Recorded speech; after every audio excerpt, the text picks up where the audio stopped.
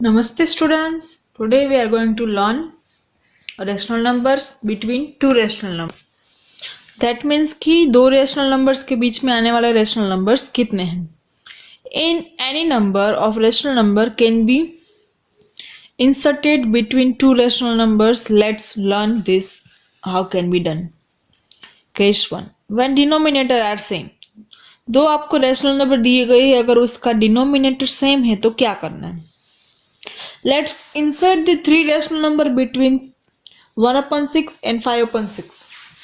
It is very simple to insert desired numbers of rational numbers as, क्योंकि यहाँ पे denominator same है तो 1 और 5 के बीच में कितने नंबर्स आते हैं 1 2 3 4 वो सब आते हैं ना. तो 1 2 3 4 5 सब लिख दिए, सबके डिनोमिनेटर 6 6 6. ऐसे पार्टीशन नॉर्मली हो जाता है तो ये इजीली हो गया. अब दूसरा, insert 7 rational number between 1/3 and 2/3. अभी यहां पे 1 एंड 5 के बीच में 3 मिल गए थे. अब देखो 1/3 एंड 2/3 में 7 रेशनल नंबर हमें फाइंड करने हैं. तो उसके लिए क्या करना पड़ेगा, क्योंकि यहाँ पे तो डिनोमिनेटर 3 है और 1 और 2 के बीच में जो न्यूमिनेटर है उसके बीच में और कोई नंबर आता है नहीं. तो अब क्या करें, we multiply the numerator and denominator by 8. दोनों को अगर मैं 8 से मल्टीप्लाई कर दूं तो डिनोमिनेटर हो जाएगा 24 और उसके बीच में काफी सारे नंबर्स मिल जाएंगे. जैसे कि 1/3 मल्टीप्लाई 8 तो 8 न्यूमरेटर एंड 24 डिनोमिनेटर मिल गया. अब 2/3 को अगर हम 8 से मल्टीप्लाई कर तो 16/24 मिला. तो 8/24 और 16/24 के बीच में काफी सारे नंबर है. हमें क्योंकि 7 लिखने हैं तो 8 के बाद 9 10 11 12 13 14 15 7 मिल गए. तो यहाँ पे हमने 8 से मल्टीप्लाई किया तो हमें बीच में 7 मिल गए. अब क्या करना है, ये देखना है कि 8 से ही क्यों मल्टीप्लाई किया. To obtain n rational numbers between two rational number having the same denominator, we multiply both numerator and denominator of each number by n plus 1. अब यहाँ पे हमें 7 नंबर फाइंड करने थे, 7 रेशनल नंबर्स बिटवीन 1/3 एंड 2/3. तो हमने क्या किया, 7 + 1. 7 n नंबर से, n मतलब कि कितने फाइंड करने हैं वो, तो 7 + 1 मतलब 8. दैट्स वाई मैंने यहाँ पे 8 से मल्टीप्लाई किया. अब मुझे बोले कि 5 रेशनल नंबर फाइंड करने हैं तो 5 + 1 6. तो मैं दोनों को 6 6 से मल्टीप्लाई करूंगी ताकि उन दोनों के बीच में मुझे 6 रेशनल नंबर मिल जाए.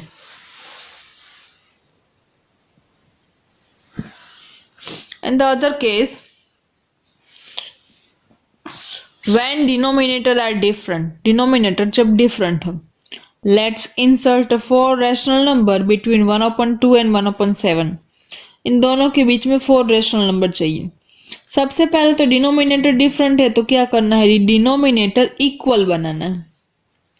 तो first step, we find the LCM of 2 and 7. 2 and 7 क्या है, दोनों रेशनल नंबर के डिनोमिनेटर. 2 और 7 दोनों के जो डिनोमिनेटर है उसका एलसीएम ले लिया जो कि है 14. अब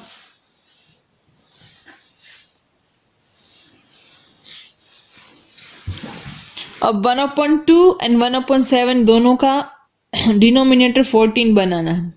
तो यहाँ पे 14 बनाने के लिए न्यूमरेटर को 7 से मल्टीप्लाई कर दिया, उसको 14 दोनों को अरेंज कर दिया मल्टीप्लिकेशन मेथड से.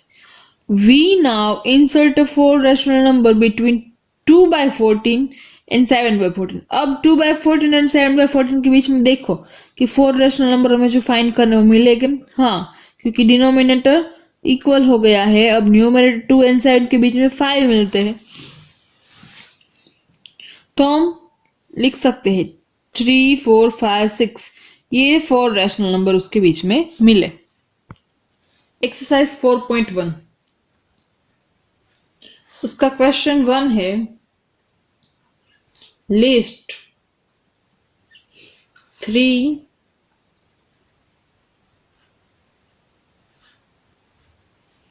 rational numbers between, उसका a है -1 and 1। -1 and 1 के बीच में हमें 3 रेशनल नंबर्स चाहिए। अब क्या करना है,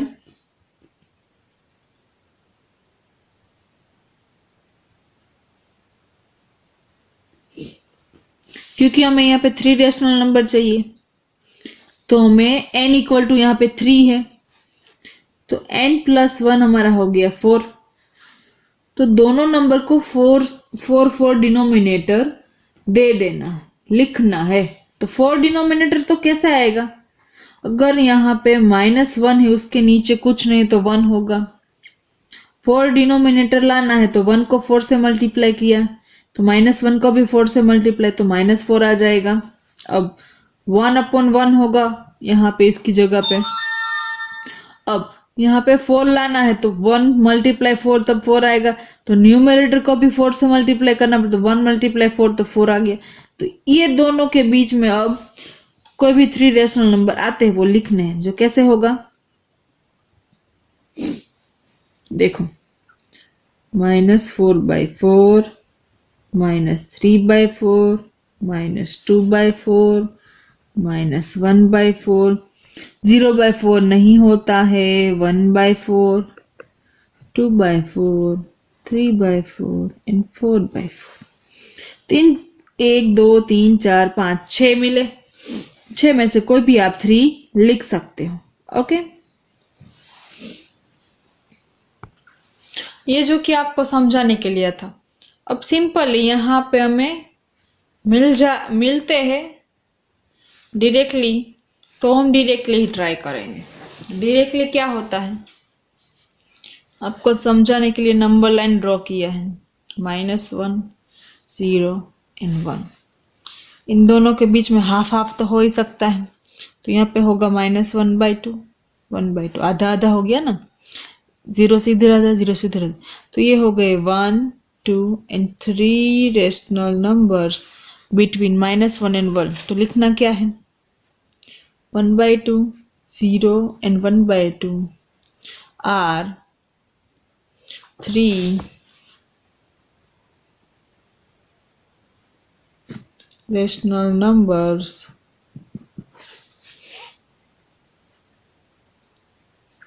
between -1 and 1। अब b क्या है, -1/2 and 3/2। यहाँ पे तो दोनों का डिनोमिनेटर सेम ही है, -1 1 0 सॉरी एक second, -1 0 1 2 3।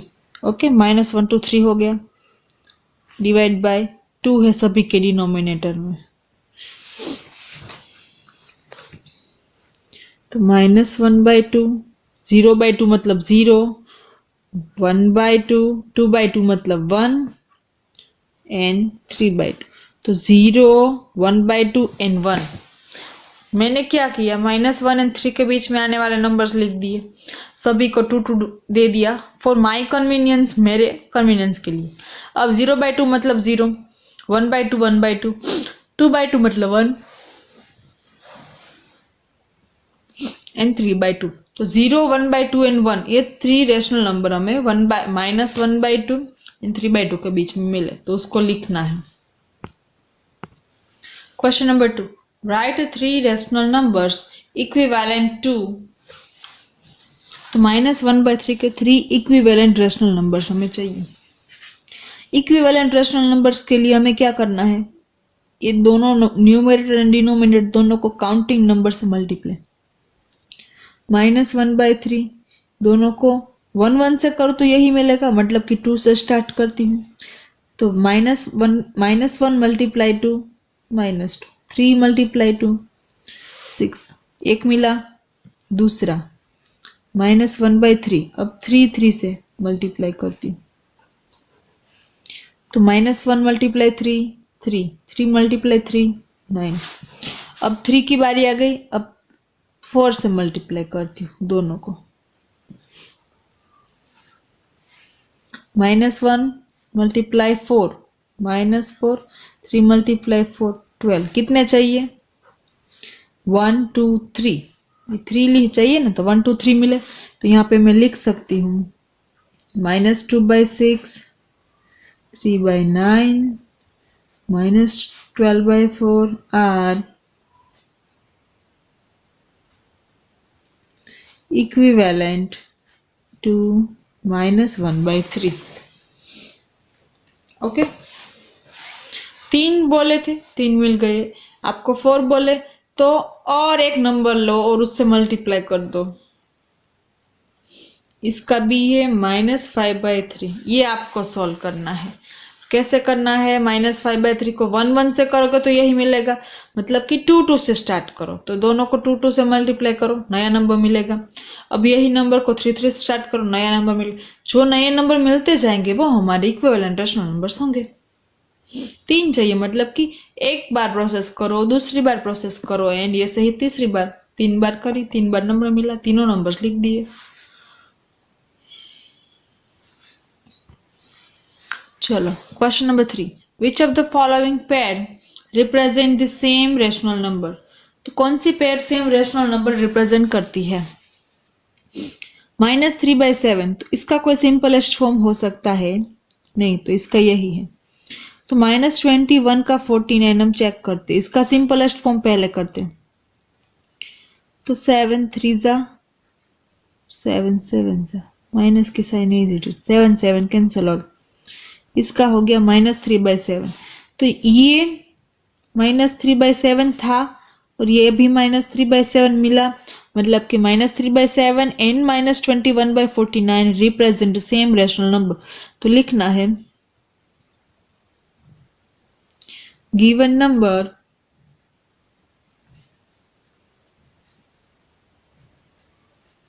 represent same rational numbers। Okay, अब आ गया बी। तो बी क्या है? 4/-5 एंड -4/5। ये आगे हम देख के आए हैं एग्जाम्पल्स में। 4/-5, इसको -1 से मल्टीप्लाई करो क्योंकि डिनोमिनेटर नेगेटिव है। तो ये क्या हो गया? -4 माइनस +5। ये -4 4/5 और ये दूसरा नंबर है, ये -4/5 हो गया इसका, और दूसरा नंबर ये लो, वो भी -4/5। तो दोनों इक्वल हुए ना। तो यहाँ वापस यहाँ पे लिखना है given numbers are represent same rational number. अब सी वाला मैं थोड़ा शॉर्ट में लिख रही हूँ, आपको कंप्लीटली लिखना है। 2/3 इसका कुछ सिंपलेस्ट नहीं हो सकता है। -6/9 का होगा, तो उसका कैसे होगा? 2 3 जा एंड 3 3 जा एंड माइनस की sign, 3 3 will be cancel out, -2/3। First number क्या था? 2/3, और ये क्या मिला? -2/3। दोनों इक्वल है? नहीं है, डज नॉट इक्वल। तो लिखना है given number is not represent same rational number. क्या लिखना है? Given number is not represent same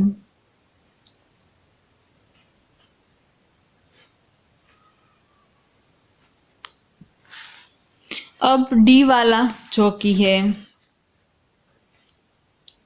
5/-7 and -7/5, ये आपको सॉल्व करना है। ये एग्जैक्टली बी जैसा है। ओके, यहाँ पे हमें सिंबल्स रखने हैं, ग्रेटर देन, लेस देन और इक्वल, तीनों में से कोई भी एक।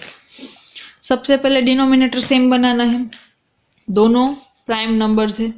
इसका डिनोमिनेटर क्या होगा? दोनों का मल्टीप्लिकेशन, 7 3 जा 21, इसका 21।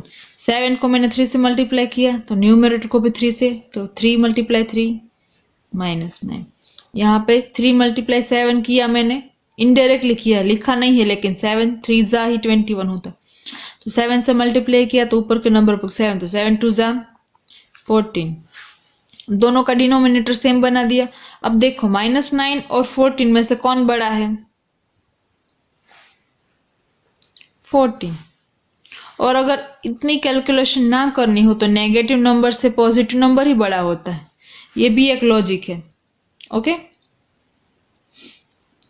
बी -2/5 और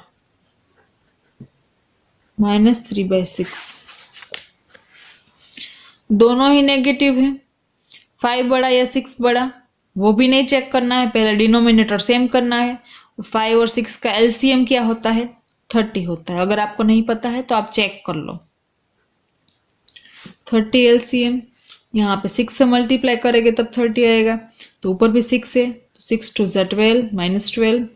यहाँ पे 5 से तो 5 3 जा 15 -15। अब -12 एंड -15 दोनों में कौन बड़ा? -12। छोटा नंबर बड़ा होता है नेगेटिव में, मतलब कि ये फ्रैक्शन और ये रैशनल नंबर बड़ा, मतलब कि -2/5 बड़ा।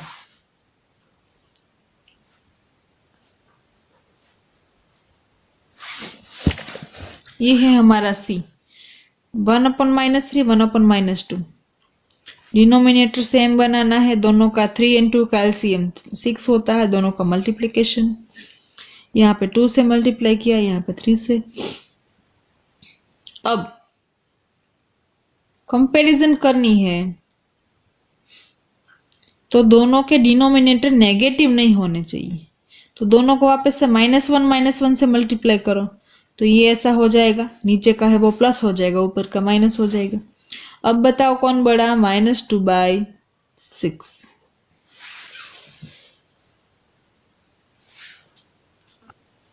मतलब कि ये बड़ा, मतलब कि -1/3 बड़ा।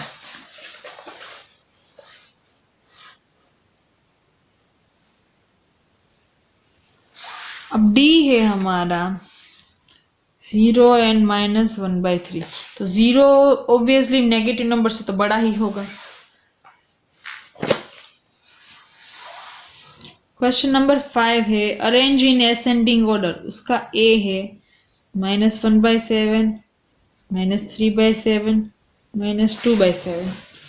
डिनोमिनेटर सबके यहाँ पे सेम है। असेंडिंग ऑर्डर में अरेंज करना है, 3 नंबर से।